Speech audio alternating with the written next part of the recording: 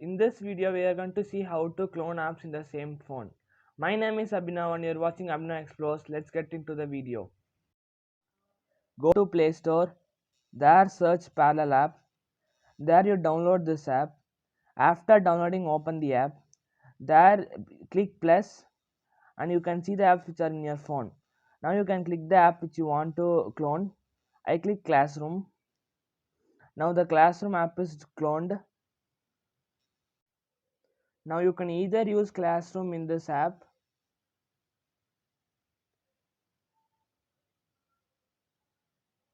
or you can add a shortcut.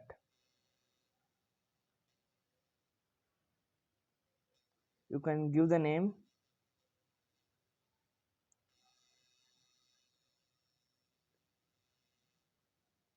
Yeah, now the new classroom is added. See the original classroom and the new classroom. That's it for the video. Thanks for watching. If you enjoyed the video, like and share the video and subscribe to my channel. Bye.